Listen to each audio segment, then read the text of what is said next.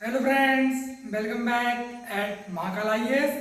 और जैसा कि आप लोग जानते हैं, हम लोगों की पॉलिटी की लगातार मास्टर क्लासेस फ्री चल रही हैं यूट्यूब पर। और अभी तक हमने 7 to 8 लेक्चर जो है पॉलिटी के पूरे कंप्लीट कर लिए हैं। और साथ में हम लोग रोज एक आंसर राइटिंग कर रहे हैं, डेली आंसर लिख रहे हैं। और अभी हमारा जैसे कि फंडामेंटल राइट का चैप्टर चल रहा है। आप लोगों को मैंने बोल कर रखा है कि भाई आप व्हाट्सएप पर, जो मेरा नंबर है 9340786461, इस नंबर पर जो है आप मुझे आंसर लिखकर भेज सकते हैं। अपार्ट फ्रॉम इट, जिसको व्हाट्सएप पर नहीं भेजना है आंसर, वो इस वीडियो के कमेंट सेक्शन में जो भी इंपॉर्टेंट पॉइंट्स हैं इनको इनकॉर्पोरेट कर सकता है, जिससे आप लोगों की मुझे अंडरस्टैंडिंग पता चले कि किस लेवल की अंडरस्टैंडिंग है आप लोगों की। इस तरीके से आप लोग पार्टिसिपेट करें इस फ्री आंसर राइटिंग इनिशिएटिव में। और सीरीज का एम हमारा है कि आप लोग जो है 110 प्लस मार्क्स स्कोर कर पाएँ यूपीएससी मेंस 2026 GS2 में। अभी हम पॉलिटी पूरा कंप्लीट कर रहे हैं, जिसमें अमूमन 35 से 40 लेक्चर हम लोगों को लग जाएंगे। उसके बाद हमारा एम रहेगा गवर्नेंस को पूरा कंप्लीट करना, देन सोशल जस्टिस और इंटरनेशनल रिलेशन। और एथिक्स भी हम पूरा complete free of cost upload करेंगे। ऑलरेडी उसके भी 21 लेक्चर कंप्लीट हो चुके हैं। दिसंबर में उसकी वीडियो भी हम रिज्यूम करेंगे। और साथ में ऐसे इंटरनल सिक्योरिटी ये वाला पोर्शन भी मैं ही टीच करूँगा पूरा फ्री ऑफ कॉस्ट। उसके बाद टाइम हमें मिलेगा तो फिर हम इकोनॉमी एग्रीकल्चर उस पोर्शन पर भी जाएंगे। बट मेरा भी आप लोगों से यही कहना है कि जो पॉलिटी के फ्री लेक्चर डल रहे हैं लगातार ही आप उनको पूरा देखिए कंटिन्यूटी में। और साथ में जो भी फ्री आंसर राइटिंग इनिशिएटिव है पोस्ट कम्युनिटी पर भी मैं डालता हूँ, वहाँ से आप एक्सेस करें। वीडियो में मैं बताता हूँ आपको homework question.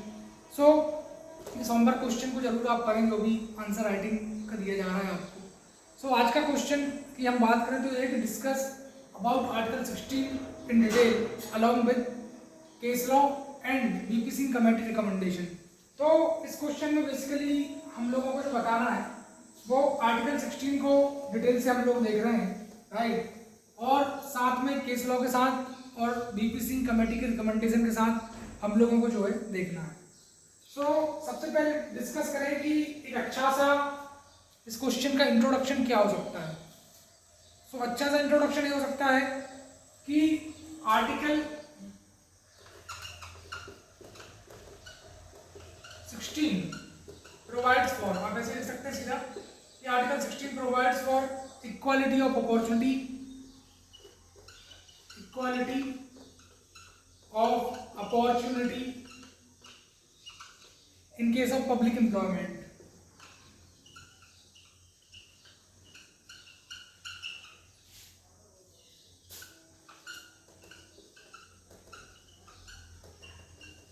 Article 16 basically provides करता है equality of opportunity in case of public employment.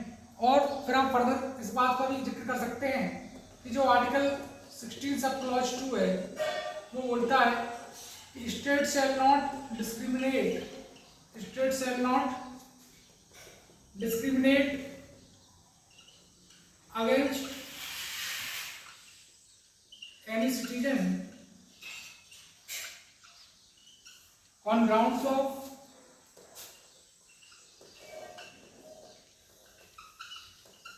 religion, race,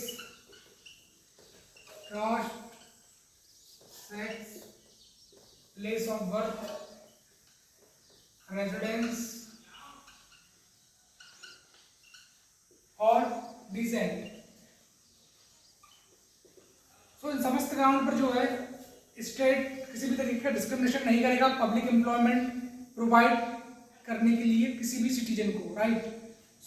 इस तरीके से आपने एक अच्छा सा इंट्रोडक्शन लिख दिया। फिर आगे हम बात करें केस लॉ के साथ भी बोला है। केस लॉ में आप सिंपल सा लिख सकते हैं कि जो आपका Kailashnath versus State of Rajasthan में जो केस था,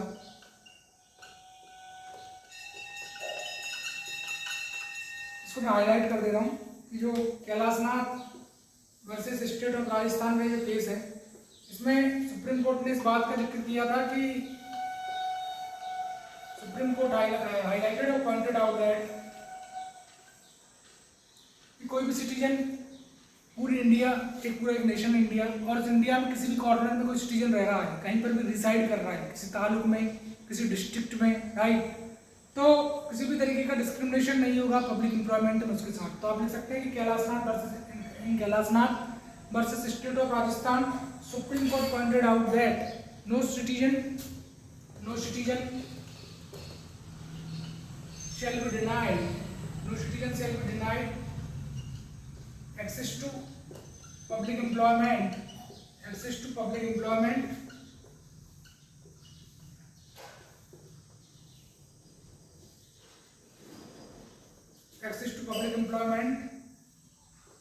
whether citizen reside in any part of India,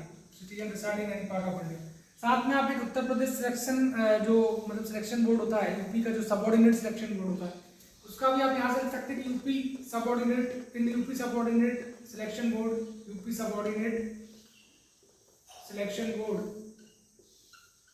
supreme court ने हाईलाइट किया था, UP subordinate selection board, sorry, Allahabad high court ने हाईलाइट किया था। In UP subordinate selection board, Allahabad high court highlighted or pointed out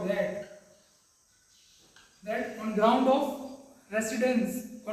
residence you cannot reserve the particular public employment seat for women के लिए कुछ particular जो भी employment है, public employment, उसके लिए सीट रिजर्व करने का प्रोविजन था, गवर्नमेंट ने लाई थी, यूपी गवर्नमेंट ने।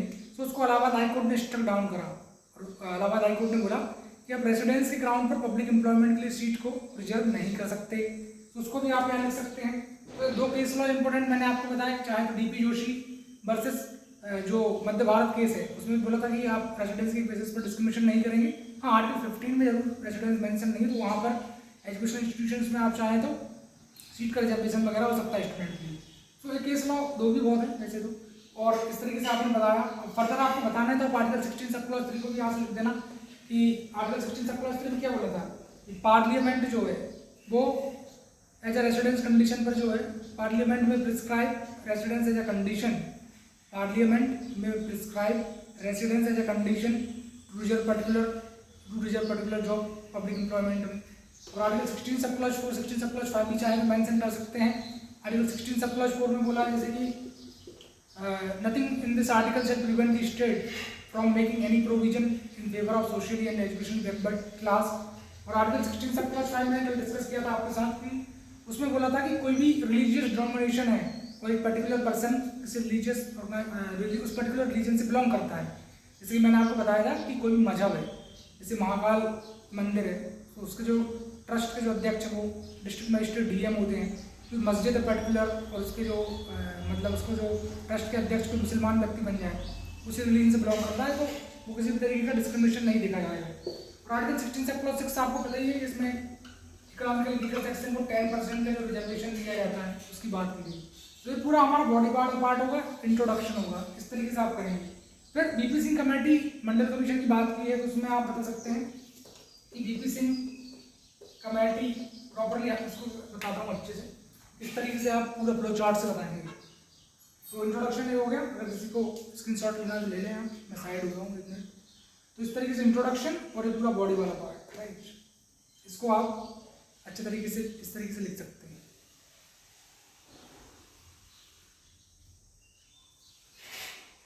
अब हम आते हैं नेक्स्ट पार्ट पर, जो हमारा होगा क्या, बीपी सिंह कमेटी के रिकमेंडेशन वगैरह जो है। तो आप लोग इसमें ऐसा लिखना कि बीपी सिंह कमेटी इस तरीके से आप लिखेंगे,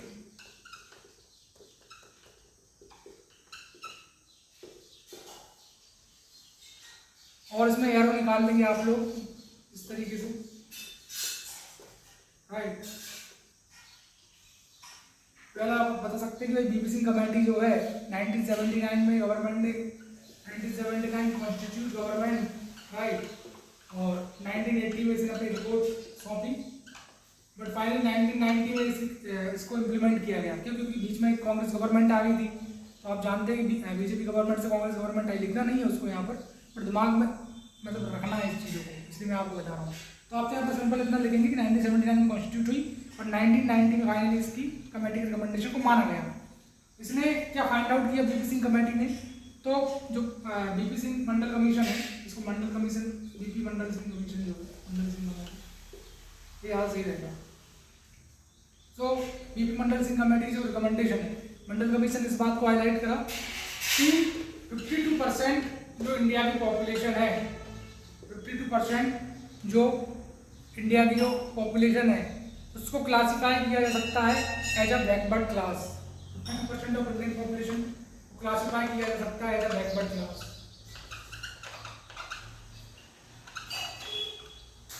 और 52% इंडियन पॉपुलेशन को बैकवर्ड क्लास बताया जा सकता है। उसके साथ आप बता देंगे कि 27% रिजर्वेशन की बात इसने करी, 27% रिजर्वेशन ग्रांट होना चाहिए। फिर आगे आप इस बात को जिक्र कर सकते हैं कि फिर इंदिरा साहनी जजमेंट में भी कुछ बातें, इंदिरा साहनी जजमेंट में हाईलाइट करके आप देखें। इंदिरा साहनी जजमेंट में बॉक्स के अंदर पुट कर दे। इंदिरा साहनी जजमेंट में बोला गया था, क्या बोला गया था कि जो 27% रिजर्वेशन है ओबीसी के लिए, उसको कॉन्स्टिट्यूशनली वैलिड करार दिया गया था, कॉन्स्टिट्यूशनली वैलिड।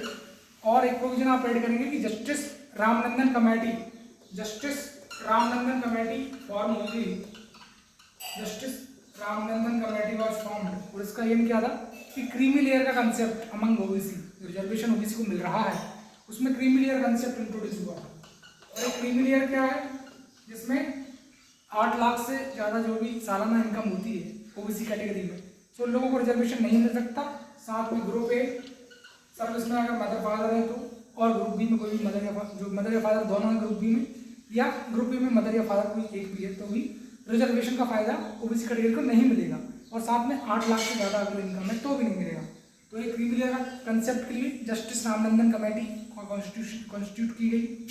और इंदिरा साहनी जजमेंट में जो 10% रिजर्वेशन इकोनॉमिकली वीकर सेक्शन को दिया गया, जनरल कैटेगरी पुअर को, उसको अनकॉन्स्टिट्यूशनल घोषित किया गया। तो बेसिकली इतनी बातें आप लिख सकते हैं इस बीपी सिंह कमेटी के रिकमेंडेशन के साथ। सो इस तरीके से आपका एक पूरा बॉडी वाला पार्ट अच्छे से मैंने बता दिया।